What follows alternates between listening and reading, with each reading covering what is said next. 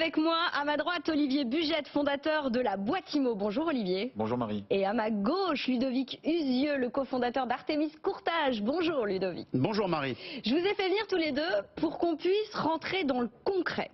On a eu tous les bilans des prix de l'immobilier sur l'année 2024, on a vu l'évolution de nos taux d'intérêt sur l'année 2024 et force est de constater que, une fois n'est pas coutume, on a assisté sur un an à une baisse cumulée des prix et des taux d'intérêt, ce qui fait que ça nous a donné globalement du pouvoir d'achat immobilier supplémentaire, mais encore plus quand on regarde dans le détail, quand on fait dans la dentelle, et c'est ce qu'il faut faire en immobilier. C'est à peu près ça l'idée. Lequel des deux veut commencer sur, disons, cette circonstance, cet alignement des astres, même ponctuel, mais quand même, Olivier? Sur les prix, effectivement, j'étais venu vous voir il y a un an sur ce même plateau et la conjoncture était assez dure, voire très dure. On avait des taux qui étaient au plus haut, on avait des prix qui étaient également très hauts et des propriétaires qui ne voulaient pas entendre parler les prix, de baisse de prix.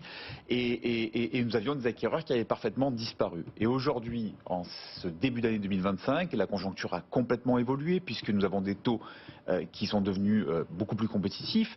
Nous avons des prix qui ont enfin baissé, des marges de négociation qui sont également revenues et avec eux, le retour des acquéreurs qui sont beaucoup plus nombreux et beaucoup mieux accompagnés par les banques. Bon, alors Ludovic, quand même, avant de rentrer dans le détail des villes, je vous ai promis qu'on vous donnerait des noms de villes où c'était génial et on a gagné beaucoup de pouvoir d'achat immobilier.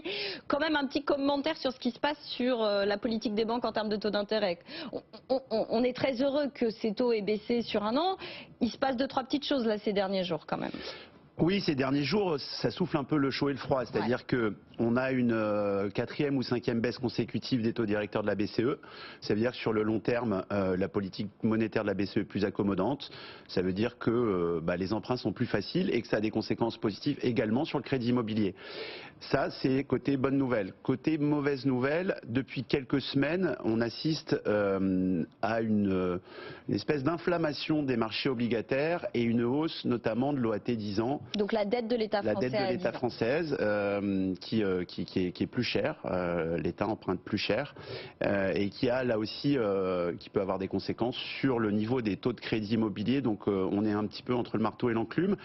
Les taux sont relativement stables. On a aussi un peu, j'ai entendu à droite et à gauche, on a crié avant d'avoir mal. C'est-à-dire que en ce mois de février. C'est bien dit ça, on a crié avant d'avoir mal. Écoutez, il y a des banques qui ont encore baissé leur barème de taux en février, d'autres qui ont effectivement augmenté un petit peu, 10 à 20 points de base.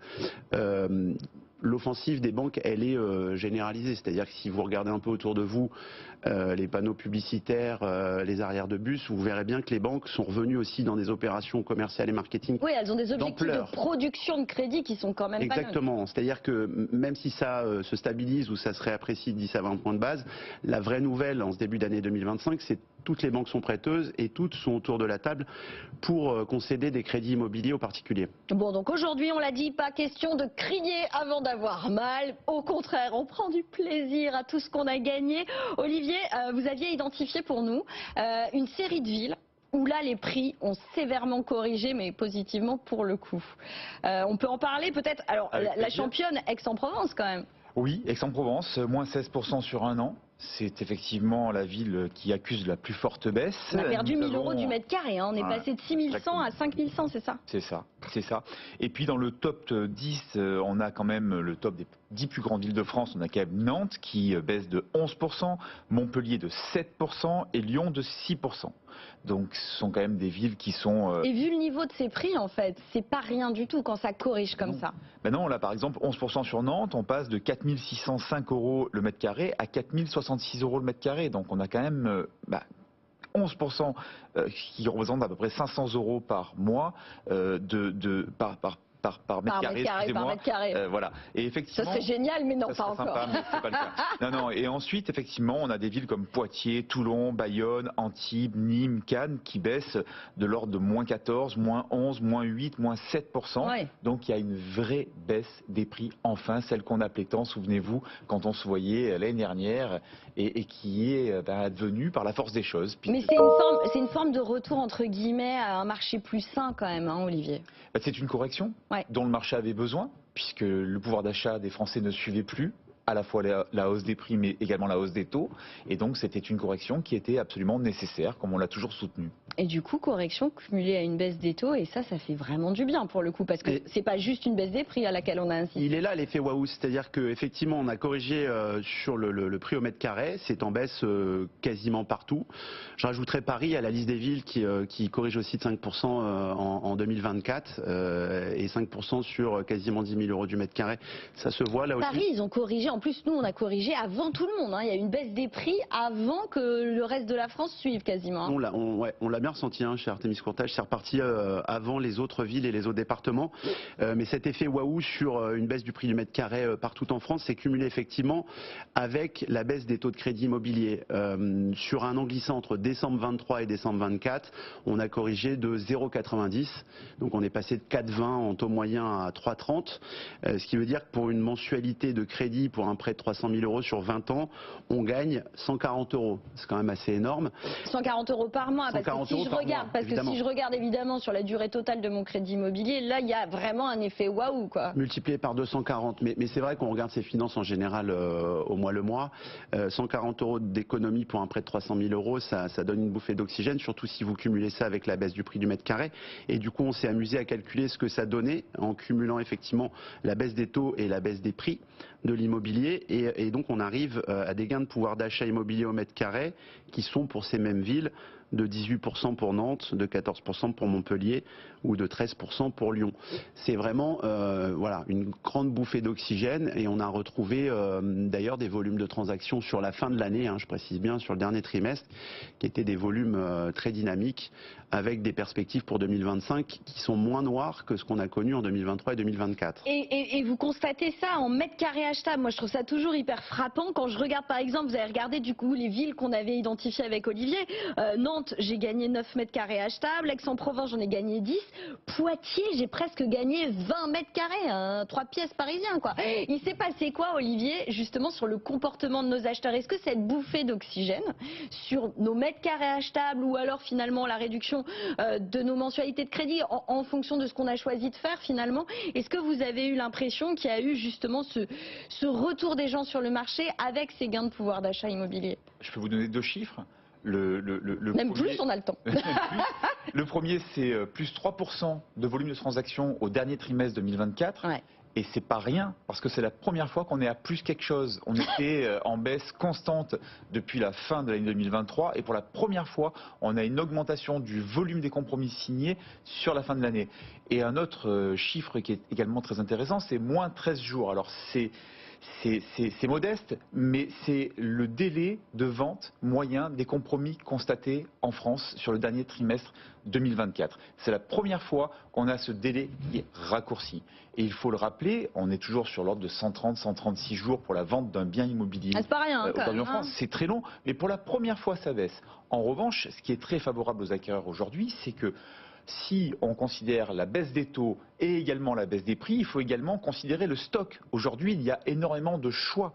Donc les acquéreurs sont en capacité non seulement d'acheter puisqu'ils ont retrouvé leur capacité d'achat, mais ils ont en plus du choix et un choix qui leur permet notamment de négocier. Et on l'a vu, les négociations sont au-delà des 5% sur ces derniers trimestres, ce qui est là aussi un changement. Je voudrais rappeler le nom des villes qu'on a identifiées tous les trois, donc Nantes, Montpellier, Lyon, Aix-en-Provence, Poitiers, Toulon, Bayonne, Antibes, Nîmes, Cannes. Est-ce que là c'est le moment de se précipiter pour acheter ou non? Je vais essayer de voir le verre à moitié vide cette fois-ci. On a dit que là il y avait un petit frémissement côté taux d'intérêt, on a l'impression qu'il y a un petit frémissement aussi côté prix, que finalement à force d'avoir dit partout, y compris chez nous, ça y est les taux baissent, et les vendeurs se sont dit oh bon finalement je vais peut-être pas continuer à baisser mes tarifs. Est-ce que on est dans cette espèce de moment un peu compliqué où on va revenir à une hausse des taux, une hausse des prix? Est-ce que cet alignement des astres est sur le point de se terminer, messieurs?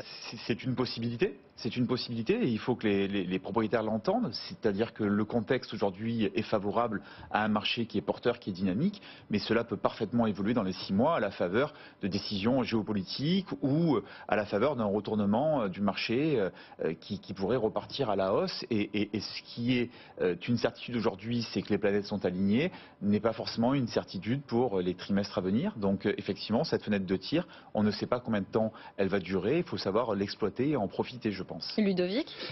C'est un gain de pouvoir d'achat en 2024 sur l'année versus 2 années qui avaient été très compliquées, qui avaient peu baissé et pendant lesquelles les taux, eux, avaient explosé, étaient passés de 1,20 en moyenne à 4,20. Donc on n'a quand même pas rattrapé cet effet taux de crédit immobilier, même si on a baissé de quasiment 1% sur une année, ça n'a pas baissé aussi vite sur les prix au mètre carré. Et on a effectivement l'impression, là, dans les avant-projets, dans les négociations, on a l'impression, d'abord, je vous confirme que les durées de transaction sont plus courtes, et en général, c'est-à-dire qu'il y a aussi un peu plus de concurrence et peut-être moins de pouvoir de négo. On a déjà l'impression, dans certaines villes, on a fait une liste là des villes qui ont baissé, il y en a aussi qui sont stables ou qui commence à réaugmenter. C'est le cas sur la côte atlantique, c'est le cas de villes aussi comme Nice où ça baisse plus, où ça commence même à se stabiliser, voire à augmenter un petit peu. Après, moi, sur les taux de crédit immobilier, je pense que la tendance de fond, elle est plutôt baissière. On va avoir un petit épisode, on l'a dit en début d'émission, probablement de stabilisation des taux de crédit. Je pense quand même que à l'intérieur de l'année 2025, on terminera l'année plus basse qu'on l'a démarré. Donc, boule de cristal, Ludovic, est-ce que vous êtes en mesure de prendre un espèce de pari pour nos auditeurs? Est-ce qu'on va se terminer autour de 3% en moyenne? Ouais, en tout cas, c'est comme ça qu'on a bâti notre budget. Nous, on pense que les taux devraient, à l'intérieur de l'année, être en baisse d'environ 0,30%. Sachant que moi, enfin, je veux pas, à chaque fois je fais l'oiseau de mauvais augure, mais j'ai un ancien banquier qui me disait la semaine dernière, si l'OAT, donc le taux de la dette française à 10 ans, ne descend pas au moins à 2,5%, on ne retrouvera pas ce taux moyen sur 20 ans à 3% pour les crédits immobiliers. C'était en tout cas sa conviction. Donc il faudrait quand même que ça souffle un peu sur la dette de l'État français. On n'est pas loin d'avoir trouvé un budget. Alors ça va apporter un peu de stabilité. Justement, Olivier, sur ce marché de l'immobilier, il y a quand même eu, il y a le marché de l'ancien qui a quand même tendance à s'autoréguler. On l'a vu, le marché du neuf, c'est plus compliqué. On attend des mesures dans le cadre de ce budget. Je vous rappelle, 49.3 aujourd'hui, motion de censure, puis examen de cette motion de censure mercredi. D'ici là, est-ce que vous avez regardé ce qui allait se passer dans le cadre de ce budget avec... j'ai envie de dire un peu d'enthousiasme par rapport à ce sujet du logement qui avait été quand même abandonné des décisions politiques ces dernières années quand même. L'enthousiasme serait qu'on ne vienne pas mettre des bâtons dans les roues d'un marché qui a beaucoup souffert pendant 2 ans. Vous savez que les agences immobilières ont particulièrement accusé la crise et les défaillances d'agences c'est toute la filiale. Ont totalement explosé en 2024. Donc, s'il serait déjà de bon augure, et ce que nous regardons attentivement, c'est que le gouvernement ne vienne pas créer de nouvelles taxes, notamment des augmentations de droits de mutation qui auraient un impact immédiat sur la vitalité de ce marché que l'on peine à retrouver. Alors a priori ça c'est acté, je suis désolée Olivier, j'ai une mauvaise nouvelle. A priori ça c'est acté. Alors les primo-accédants n'y seraient pas soumis, tout comme ceux qui achètent dans le neuf. C'est léger, mais effectivement ça ne va pas dans le bon sens, pour un marché qui a besoin de sortir d'une période vraiment très difficile. Et on attendait avec énormément d'impatience la baisse des taux, et c'est pas pour retrouver des droits de mutation qui viennent compenser malheureusement cette baisse des taux. Donc ça, c'est effectivement un sujet qui est vraiment... D'autant, Olivier, qu'il y a ce sujet de l'investissement, parce que là je viens de dire oui, mais les primo-accédants a priori ne seront pas soumis à cette hausse des droits de mutation, mais il y a quand même le sujet des investisseurs, de ceux qui achètent pour mettre à la location, et ça toujours, ça reste un gros point noir, c'est-à-dire que le marché a repris, qu'en est-il de l'investissement ? L'investissement avait parfaitement, quasiment disparu ces 2 dernières années, et aujourd'hui on voit les investisseurs qui sont un petit peu de retour, ils représentent 15%, 15,2% des acheteurs sur les derniers trimestres. Maintenant, effectivement, quand on sait qu'ils représentent la majeure partie du des bailleurs privés, hein, le parc locatif des bailleurs privés, c'est quand même celui qui loge aujourd'hui les Français, eh bien c'est assez inquiétant compte tenu de la tension locative que l'on connaît actuellement, de voir que ces personnes-là qui viennent mettre du logement à la disposition des ménages, eh bien, sont quand même moins enclins à le faire, et ce sont eux qui doivent être encouragés et qui peuvent jouer leur rôle de régulation, justement. Oui, et puis améliorer la situation. On rappelle quand même qu'on nous a promis la création d'un statut du bailleur privé. Bon, encore une fois, à chaque fois, je dis, ça fait 10 ans que je suis ce secteur-là et qu'on nous en parle et qu'il n'arrive pas, Soran. Ludovic, au niveau du financement de ces investisseurs, ça se passe comment ? C'est pas génial, hein, très sincèrement. Nous, on a dans le réseau Artemis Courtage, on a une petite dizaine de % en 2024 de projets qui ont financé de l'investissement locatif, peu importe qu'ils soient sur des lois de défisc ou de l'investissement locatif classique. C'est un indicateur qu'on suit évidemment mois par mois, année par année. C'était quasiment le double jusqu'à 2020-2021 et ça creuse chaque année. Alors c'est relativement stable là, de 2023-2024, mais aux alentours de 10%, c'est quand même pas grand-chose, 10% des crédits négociés qui vont financer de l'investissement locatif. Moi, j'ai envie de vous dire, qu'est-ce qu'on attend on n'attend rien en fait. Hein. On navigue solo. Moi, les pouvoirs publics et les mesures gouvernementales, je préfère pas en avoir que des hausses de droits de mutation. On a quand même l'habitude de naviguer dans des marchés qui se corrigent, qui s'autorégulent. Si on peut nous foutre la paix en 2025, ce sera déjà une bonne nouvelle. Et non, mais vraiment un bon budget et une bonne loi de finances. En général, c'est pour la fiscalité de l'immobilier a quand même particulièrement augmenté ces dernières années. Ce serait bien de faire une petite pause dans un marché qui est à peine en reprise et qui se normalise tout doucement. On a commencé cette émission avec beaucoup d'optimisme. Je voudrais qu'on la termine, et du conseil, et je voudrais qu'on la termine sur cet optimisme et ce conseil.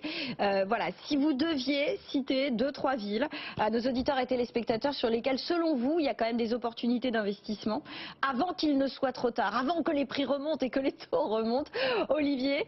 Clairement, Aix-en-Provence, moins 16%. C'est quand même une correction très importante. Donc il y a forcément des opportunités qui vont se présenter.